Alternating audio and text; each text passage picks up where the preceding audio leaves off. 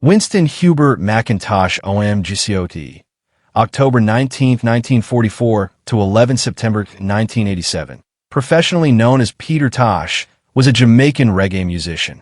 Along with Bob Marley and Bunny Wailer, he was one of the core members of the band The Wailers, 1963 to 1976, after which he established himself as a successful solo artist and a promoter of Rastafari. He was murdered in 1987 during a home invasion that he has estimated a net worth of $1 million. Early life. Tosh was born Winston Hubert McIntosh in Westmoreland, the westernmost parish of Jamaica. He was abandoned by his parents and shuffled among relatives. When McIntosh was 15, his aunt died, and he moved to Trenchtown in Kingston, Jamaica. He was educated in Bluefields up to age 17, then moved to Kingston to live with his aunt. He began an apprenticeship as a welder. He first learned guitar after watching a man in the country play a song that captivated him. He watched the man play the same song for half a day, memorizing everything his fingers were doing. He then picked up the guitar and played the song back to the man. The man then asked McIntosh who had taught him to play. McIntosh told him that he had. During the early 1960s, as an aspiring musician, Tosh went to vocal teacher Joe Higgs, who gave free music lessons to young people. Through his contact with Higgs, Tosh met Robert Nesta Marley, Bob Marley, and Neville O'Reilly Livingston, Bunny Wailer. He then changed his name to Peter Tosh, and the trio started singing together in 1962. Higgs taught the trio to harmonize, and while developing their music, they would often play on the street corners of Trenchtown. Personal life. Religion. Along with Bob Marley and Bunny Wailer during the late 1960s, Peter Tosh became a devotee of Rastafari. One of the beliefs of the Rastas is that Haile Selassie, the Emperor of Ethiopia, was either an embodiment of God or a messenger of God, leading the three friends to be baptized in the Ethiopian Orthodox Church. Unicycling. At some point after his departure from the Wailers, Tosh developed an interest in unicycles and became a unicycle rider, being able to ride forwards and backwards and hop. He often amused his audiences by riding onto the stage on his unicycle for his shows. Family.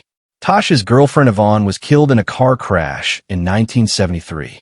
Tosh was in a relationship with his wife Marlene Brown for about 5 years from 1982. She was 21 at the start of the relationship. Tosh had 10 children including Andrew, 1967, Jawara, Mother Melody Cunningham, Aldrina, and youngest Niambi. Career. By 1964, Tosh, Marley, and Bunny had formed the Wailing Wailers, with falsetto singer Junior Braithwaite and backup singers Beverly Kelso and Cherry Smith. Initially, Tosh was the only one in the group who could play musical instruments.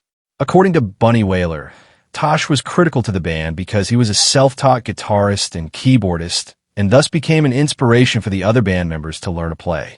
The Wailing Wailers had a major ska hit with their first single, Simmer Down, and recorded several more successful singles before Braithwaite, Kelso, and Smith left the band in late 1965. Marley spent much of 1966 in Delaware in the United States with his mother, Cedella, named Malcolm, Marley Booker, and for a brief time was working at a nearby Chrysler factory. He returned to Jamaica in early 1967 with a renewed interest in music and a new spirituality. Tosh and Bunny were already Rastafarians when Marley returned from the U.S., and the three became very involved with the Rastafari faith. Soon afterwards, they were named the musical group The Wailers. Tosh would explain later that they chose the name Wailers because to wail means to mourn or to, as he put it, express one's feelings vocally. He also claims that he was the beginning of the group, and that it was he who first taught Bob Marley the guitar. Also according to Bunny Wailer, the early Wailers learned to play instruments from Tosh. During the mid-1960s, Tosh, along with Bob Marley and Bunny Wailer, were introduced to Danny Sims and Johnny Nash, who signed the three artists to an exclusive recording contract on Sims and Nash's JD Records label, as well as an exclusive publishing agreement through Sims' music publishing company, Cayman Music.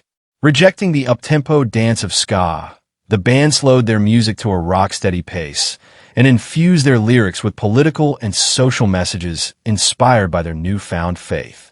The Wailers composed several songs for the American-born singer Nash before teaming with producer Lee Scratch Perry to record some of the earliest well-known reggae songs, including Soul Rebel, Duppy Conqueror, and Small Axe.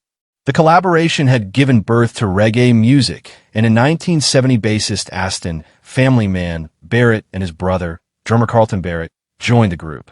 They recorded the album The Best of the Wailers, which was produced by Leslie Kong and released in 1971.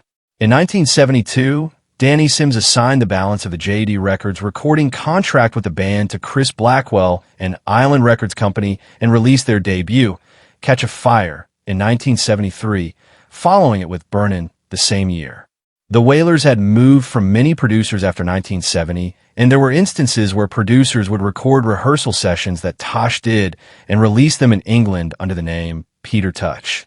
In 1973, Tosh was driving home with his girlfriend Yvonne when his car was hit by another car driving on the wrong side of the road. The accident killed Yvonne and severely fractured Tosh's skull. After Island Records president Chris Blackwell refused to issue his solo album in 1974, Tosh and Bunny Wailer left the Wailers, citing the unfair treatment they received from Blackwell, to whom Tosh often referred with a derogatory play on Blackwell's surname, White Worst. Tosh had written or co-written many of the Wailers' hit songs such as Get Up, Stand Up, For 100 Years, and No Sympathy. Tosh went on to start a solo career, releasing albums with CBS Records and Rolling Stones Records. Tosh's debut solo album, Legalize It, was recorded in 1975-6 at Treasure Isle. It was released in June 1976 on CBS Records. The title track soon became popular among endorsers of cannabis legalization, reggae music lovers, and Rastafari all over the world, and was a favorite at Tosh's concerts. Also in 1976, Tosh organized a backing band, Word, Sound and Power, who were to accompany him on tour for the next few years, and many of whom performed on his albums of this period. Tosh's second album, Equal Rights, released in 1977. It featured his recording of a song co-written with Marley, Get Up, Stand Up, and a cover of Stepping Razor that would also appear on the soundtrack to the film Rockers. In 1978, the Rolling Stones record label Rolling Stones Records contracted with Tosh, on which the album Bush Doctor was released, introducing Tosh to a larger audience. The album featured Rolling Stones frontmen Mick Jagger and Keith Richards, and the lead single, a cover version of the Temptations song, Don't Look Back, was performed as a duet with Jagger. In April, Tosh performed at the Jamaican One Love Peace concert of 1978. Tosh lit a marijuana spliff and lectured about legalizing cannabis, lambasting attending dignitaries Michael Manley and Edward Seaga for their failure to enact such legislation. According to the Gleaner, Tosh became regular target for the police after the concert. In September, he was arrested by police at Halfway Tree Square on grounds of smoking marijuana and attacking a police officer. He reported being beaten severely while in police custody, resulting in a broken hand and head injuries requiring stitches. Mystic Man, 1979, and Wanted Dread and Alive, 1981, followed, both released on Rolling Stones Records. Tosh tried to gain some mainstream success while keeping his militant views, but was only moderately successful, especially when compared to Marley's achievements. In 1984, after the release of 1983's album Mama Africa, Tosh went into self-imposed exile, seeking the spiritual advice of traditional medicine men in Africa and trying to free himself from recording agreements that distributed his records in South Africa. Tosh had been at odds for several years with his label, EMI, over a perceived lack of promotion for his music. Tosh also participated in the international opposition to South African apartheid by appearing at anti-apartheid concerts and by conveying his opinion in various songs like Apartheid, 1977, re-recorded 1987, Equal Rights, 1977, Fight On, 1979, and Not Gonna Give It Up, 1983. In 1987, Peter Tosh seemed to be having a career revival. He was awarded a Grammy Award for Best Reggae Performance in 1987 for No Nuclear War, his last record. Murder. On September 11, 1987, after Tosh returned to his home in Jamaica, a three-man gang came to his house on motorcycles demanding money. 21, 22, Tosh replied that he did not have any with him, but the gang did not believe him. They remained at his residence for several hours and tortured Tosh in an attempt to extort money from him. Over the hours, as various associates of Tosh arrived to visit him, they were also taken hostage by the gunmen. The gunmen included Chief Thug Dennis Lepo Laban, a man whom Tosh had previously befriended and tried to help find work after Laban's release from a lengthy jail sentence. Tosh said he did not have any money in the house, after which Laban and the fellow gunmen began opening fire in a reckless manner. Tosh was shot twice in the head and killed. Herbalist Wilton Doc Brown and disc jockey Jeff Free I. Dixon also died as a result of wounds sustained during the robbery. Several others in the house were wounded, including Tosh's common-law wife Andrea Marlene Brown, Free Eye's wife Yvonne Joy, Tosh's drummer Carlton Santa Davis, and musician Michael Robinson. According to Police Commissioner Herman Ricketts, Laban surrendered and 2 other men were interrogated but not publicly named. Laban pled innocent during his trial, telling the court he had been drinking with friends. The trial was held in a closed court due to the involvement of illegal firearms. Laban was ultimately found guilty by a jury of 8 women and 4 men and sentenced to death by hanging.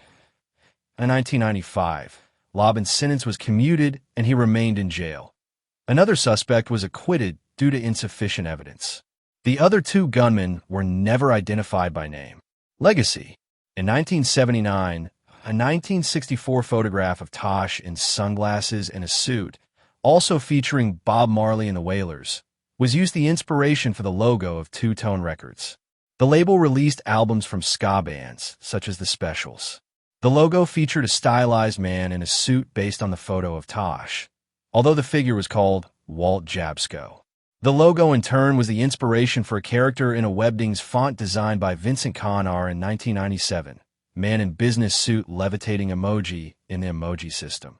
Connar changed the design to face forward and floating that Tosh's children Andrew Tosh and Niambi McIntosh both praised the emoji in a 2021 BBC interview, with Andrew stating that Peter Tosh wanted people to dance to their own political awakening.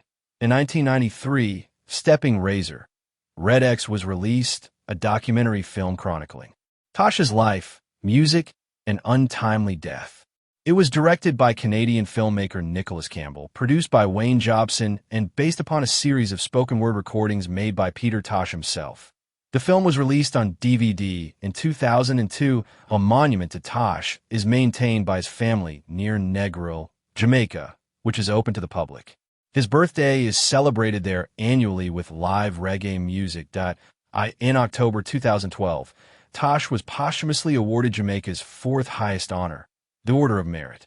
In 2015, Tosh's daughter, the administrator of the Peter Tosh estate, deemed that April 20th should be celebrated as International Peter Tosh Day in honor of his philosophy of responsible cannabis consumption for medicinal and spiritual health benefits. That a square on Trafalgar Road in Kingston, Jamaica, was renamed Peter Tosh Square when the square is home to the Peter Tosh Museum, opened on Peter Tosh's 72nd birthday on 19 October 2016. That among the artifacts on display is Tosh's M16 guitar. There was a benefit concert for the grand opening on the 22nd, featuring Chronix, Luciano, and Andrew Tosh. In October 2019, a commemorative blue plaque dedicated by the Nubian Jack Community Trust honoring Bob Marley, Peter Tosh, and Bunny Wailer was placed at the former site of Basing Street Studios in London, where Catch a Fire and Burn In were completed. In 2023, he was posthumously bestowed with the Order of the Companions of O.R. Tambo. Please like, subscribe, comment, and share. Thanks for watching.